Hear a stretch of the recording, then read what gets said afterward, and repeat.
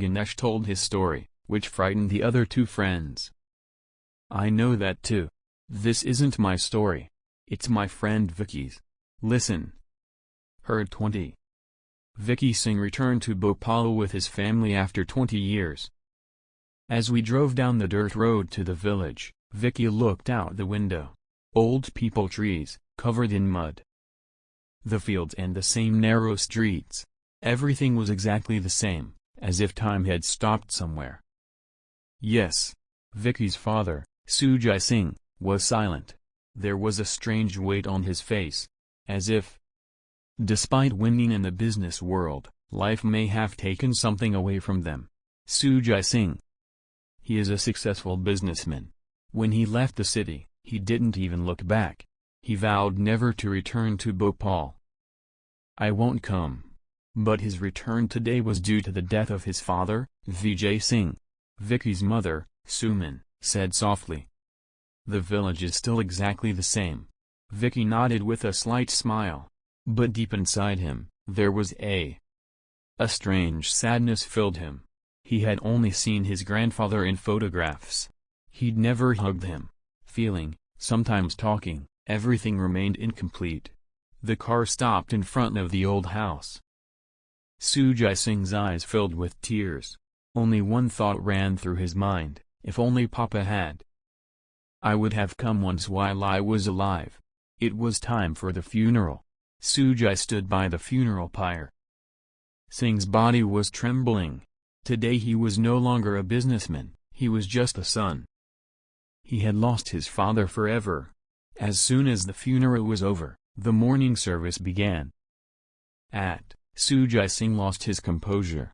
Tears welled up in his eyes. He broke down in tears. "Baba, I'm too late." His voice was filled with more than just sadness, regret.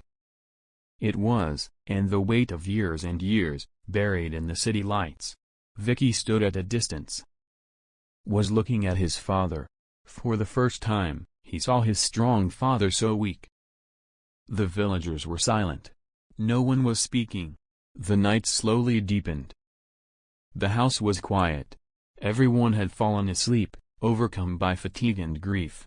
But Vicky couldn't sleep. He was lying in his room, staring at the ceiling, when suddenly he heard a voice from the window. A faint voice called out. Vicky was startled.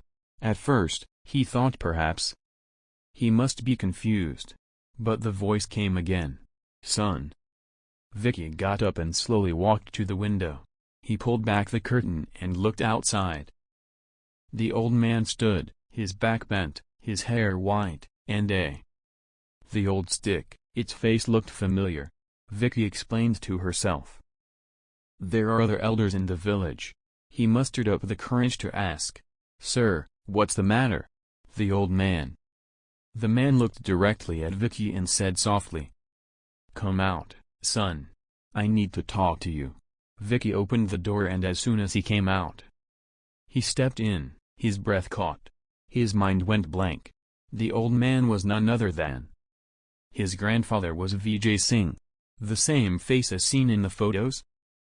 A shrill scream escaped his lips. And the next moment, he fell to the ground, unconscious. Vicky lay unconscious on the floor. His screams echoed throughout the house. Sujai and Suman ran out of the room in panic. Suman picked up Vicky.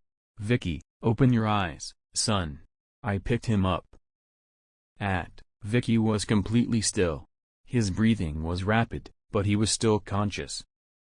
Suggested calling a doctor. A doctor from the small village clinic arrived. He checked Vicky's pulse. He opened his eyes and slowly said, "There's nothing to worry about. It seems like a hobby." Silence descended upon the house again. After a while, Vicky's finger moved. His eyes slowly opened. Suman sighed in relief. Breathed in. "Vicky, are you okay?" Vicky looked around. Her throat was dry. Her voice trembled. When she spoke, "Mom," I looked at Grandpa. Suddenly, the room fell silent. Vicky. In a tearful voice, she recounted the entire incident, the window, the voice, the old man standing outside, and Then the truth. Sujai listened silently. He placed his hand on Vicky's head and said, "Son, this is just your illusion. There's sadness in the house today. My mind is tired." But Vicky is trembling. Fear is evident in his eyes. "Dad, it was exactly like the picture. Just rest and we'll talk tomorrow." Night falls again. It was this time Vicky was lying on the bed, but sleep was far from his eyes. He would close his eyes and see the same face. The bent back, the deep eyes, and that gaze. Who was staring at her? Sometimes she felt like someone was standing in the corner of the room. Sometimes it felt like a man stood near her ear, breathing heavily. Vicky sat up. Sweat beaded on his forehead. He reached out for a drink of water when he heard someone speak softly. "Don't be afraid, son." Vicky closed his eyes tightly, but the voice kept echoing in his mind. All night long, he sat there, waiting for morning to come. He felt it wasn't a dream. It wasn't just a vision. Something had awakened. By morning, was the first thing Suman noticed that was strange. Vicky got up and went straight into the courtyard without anyone calling him. Left. No phone in hand, no earphones blaring. He stood silently beside Tulsi, as if remembering an old habit. A little while later, when he sat down to eat, Sujai and both Suman and Vicky were surprised. Vicky pushed the plate forward just as Vijay had done. Singh used to do this. He took water in his hand and poured it near the plate. He broke the bread first and then the vegetables. And then started eating, tasting the salt first. Then Suman's hand started shaking. "Vicky, who taught you all this?" Vicky said without looking up. "I've always had this." There was a strange weight in his voice, just like Vijay Singh's. Days passed. Ricky's wanderings around the village increased. He would head straight for the fields without asking. He would stop for people in the old streets. He looked at as if he knew them already. One day he entered the cowshed. He stroked the cow's head with a piece of grass. "You're still very stubborn." Vicky smiled. Sujai saw all this from a distance. Only one person knew about the cow. His father was at dinner that night. The ochre was ready. Vicky took the first bite and immediately threw up the water. "How many times have I told you I don't like ladyfinger?" There was authority in her voice, not anger. The spoon fell from Suman's hand. Her eyes welled up. The water arrived at he remembered that Vicky had been a fan of ochre since childhood. But Vijay Singh, they wouldn't even touch the ladyfinger. Suman couldn't sleep that night. In the morning, she called Sujai. "I told him everything." As Sujai remained silent at first. Then he spoke softly. "I felt it too." On he went to his cousin Munna Singh. Munna took him to an old ashram outside the village. Baba on the soil. He sat with his eyes closed. He said this without being asked. The house in which the incomplete relationships remain, souls remain bound there. Sujai's throat went dry. Vikram.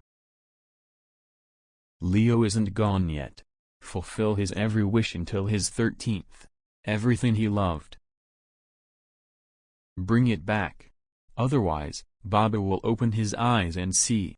He will never leave your son. Won't go away. Suman's legs sank.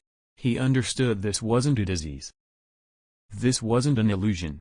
It was a father's unfulfilled love, expressed through his grandson. "I wanted to live." After Baba's words, the atmosphere at home changed. Now, this house became a place of waiting, not mourning. It was already. As soon as morning arrived, Suman would get busy in the kitchen. She would only cook what Vikram Singh wanted. Loved it. Crispy bread, pure ghee, and everything just to his liking. In the courtyard, every morning, a rangoli was made. A lamp was lit near the door. The house was decorated. Absolutely like a festival. Vicky seemed less like Vicky now. He would get up and go straight to the courtyard. He would stand his hands clasped behind his back, his eyes fixed on a distant spot. His manner of walking, his manner of speaking, tone and sometimes pointless stares, all Vikram Singh-esque.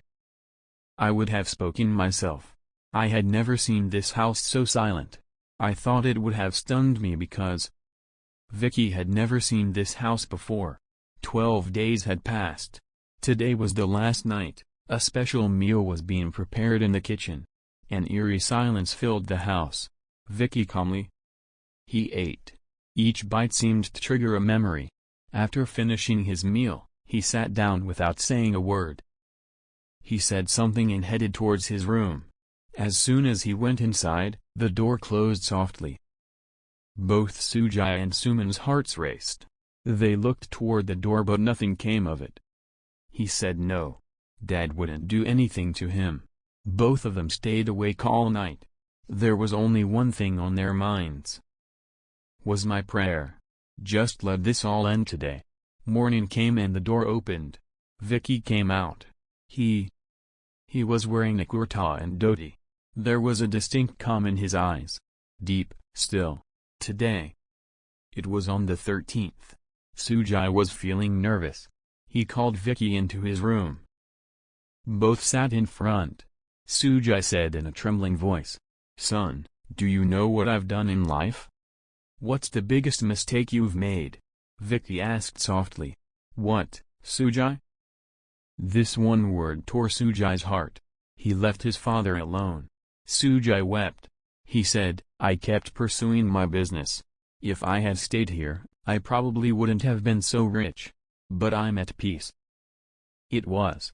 He kept talking, kept crying, as if the burden of 20 years was being released today. Then Vicky stood up. It was his eyes changed color. His voice was no longer Vicky's. "I am your father." It's Sujai looked up. A father's job is to forgive mistakes. "Why are you crying? What's going on? You've given me such a good harvest. I don't want anything else." Vikram Singh.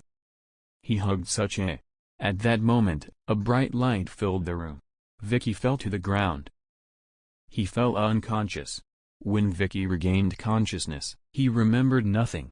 A plate of crows for the 13th day was set, and as soon as the plate was placed, a crow came and ate the food.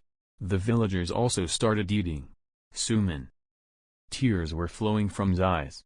This time, not from fear, but from satisfaction. Vicky sat quietly. Remembering his grandfather, he started crying. Sujai hugged him. The delay ended, and now Vikram Singh returned. Vicky was behaving normally again. As he was on the phone. "Do it,"